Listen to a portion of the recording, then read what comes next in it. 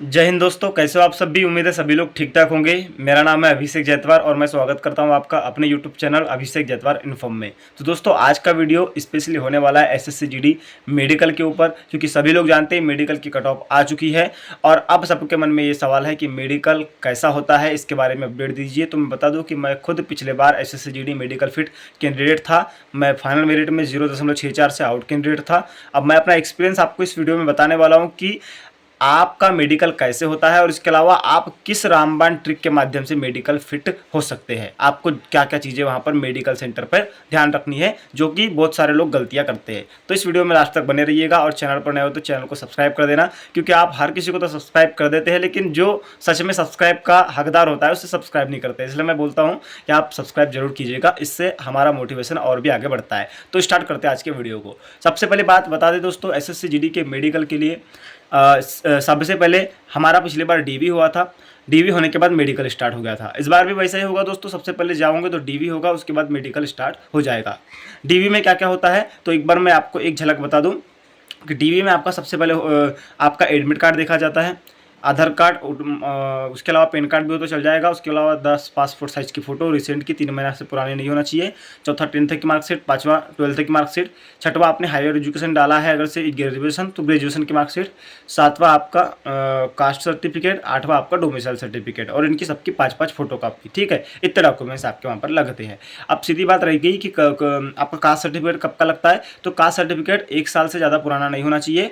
अगर से आपके पास 1 साल से ज़्यादा पुराना है तो उसको भी ले जा लेना, और उसके अलावा अभी एक नया बनवा के वो भी ले जा लेना। नया अगर से 15 दिन पुराना है तो भी हमारे सेंटर पर पिछली बार चला था। तो मैं आपको यही सजेशन दूंगा कि अगर से आपके पास 1 साल से ज़्यादा पुराना हो चुका है तो उसको भी आप ले जाओ और अभी एक नया बनवा के ले जाओ, और जिसके पास पुराना है ही नहीं तो वो केवल नया ही बनवा के ले जाओ। बिल्कुल जो है आप डीवी में पास हो जाओगे। अब बात आ जाती है कि डोमिसाइल तो में कोई क्रूशियल डेट नहीं लगती, उसके लिए वो कितना भी पुराना है तो चल जाएगा। अब बात आ जाती है मेडिकल के लिए।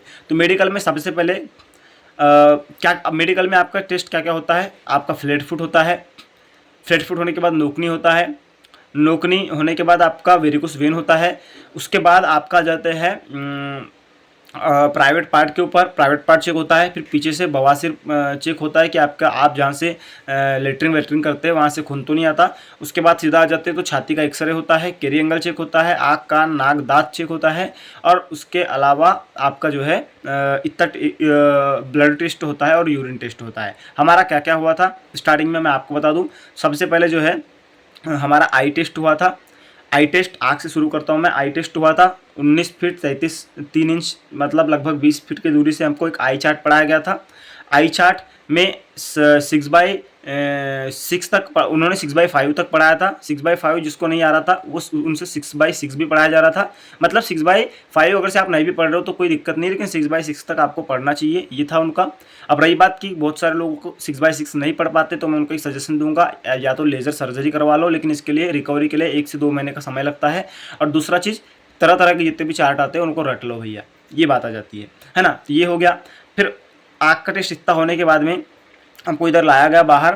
फिर उसके बाद हमारा सीधा हुआ फ्लैट फुट चेक। उसके बाद फ्लैट फुट में आपके जो है पंजे पूरे चिपकने नहीं चाहिए। उसके बाद जो है वेरिकोस वेन चेक हुआ। वेरिकोस वेन मतलब हर कोई दिखने वाली नस वेरिकोस वेन नहीं होती, लेकिन अगर से आपकी कुछ नसें आपस में गोल गोल घूम के गुदा बना लेती है तो उसको बोलते हैं वेरिकोस वेन। ठीक है। अब उसके बाद वेरिकोस वेन का भी ट्रीटमेंट है। आप डर्मेटोलॉजिस्ट के पास जाकर के वेरिकोस वेन को जो है ठीक करा सकते हो, है ना।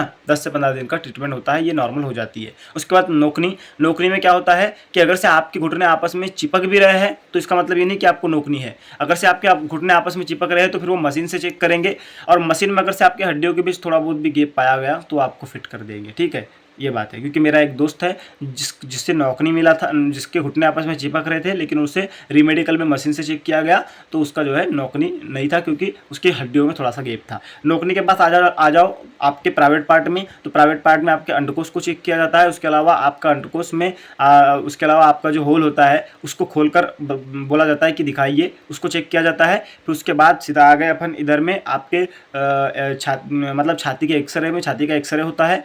कि आपको कहीं एक्सीडेंट तो नहीं हुआ है। उसके अलावा जो है आपके कैरी एंगल चेक किए जाते हैं। कैरी एंगल में चेक ये किया जाता है कि आपके जो है दोनों हाथ एकदम शेप में है या है भी या नहीं। इसके अलावा शोल्डर चेक किया जाता है, बैक चेक की जाती है प्रॉपर है या नहीं।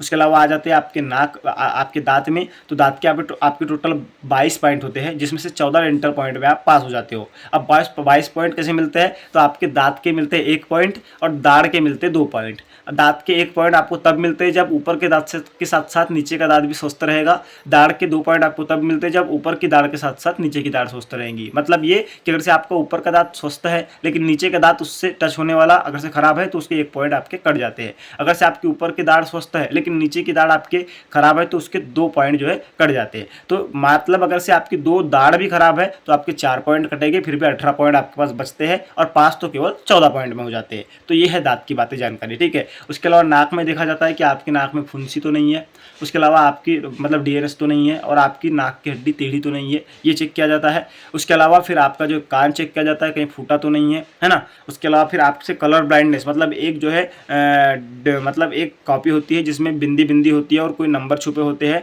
और कुछ लाइनिंग होती है जिस पर आपको उंगली चला के बताना होता है कि ये लाइनिंग कहाँ जा रही है, ये चेक किया जाता है, ठीक है। वो कलर ब्लाइंडनेस होता है। तो भैया कलर ब्लाइंडनेस का कोई ट्रीटमेंट नहीं है, अगर से आपको इसमें पॉइंट मिलता है तो उसको आप ठीक नहीं करा सकते, है ना। अगर से आप कलर ब्लाइंडनेस की कॉपी नहीं पढ़ पा रहे तो मतलब उसका ट्रीटमेंट नहीं है। लेकिन लेसिक सर्जरी जो आपको दूर से ABCD पढ़ाया जाता है या कुछ भी जो है चार्ट आई चार्ट पढ़ाया जाता है तो उसका ट्रीटमेंट है। अगर से आप नहीं पढ़ो तो लेसिक सर्जरी उससे करके 1-2 महीने में ठीक हो सकते हो, ठीक है। तो ये आपके इतने पॉइंट होते हैं। इसके अलावा होता है आपका ब्लड टेस्ट। ब्लड टेस्ट होता है उसमें आपके 12 ग्राम से ज़्यादा आप में खून होना चाहिए, है ना। और उसके अलावा फिर आपका होता है यूरिन टेस्ट। यूरिन टेस्ट में आपका एक कंटेनर में आपको यूरिन भर के लाओ बोलते हैं, बाथरूम में जाके उस छोटा सा कंटेनर में आपने यूरिन भर के लाई। उसके बाद आपका जो है यूरिन को जो है सैंपल को भेज दिया जाता है टेस्टिंग के लिए और देखा जाता है कि कोई इसमें किसी प्रकार का इन्फेक्शन तो नहीं है, ठीक है। ये हो गया आपका यूरिन टेस्ट। तो इतने टेस्ट होते हैं और आपको जो है फाइनल मेडिकल की रिपोर्ट मतलब देखते हैं वो और उसके बाद आपको फिट कर देते हैं। और जो फिट हो जाते हैं उनको किसी प्रकार का सर्टिफिकेट नहीं मिलता है, लेकिन जो रीमेडिकल में फिट होते हैं तो उनको जो है फिट का सर्टिफिकेट मिलता है। मतलब आप ग्राउंड में ही फिट हो जाओगे तो आपको कोई सर्टिफिकेट नहीं मिलेगा, सीधा आपकी फ़ोटो खिंचवा के आपको घर भेज दिया जाता है।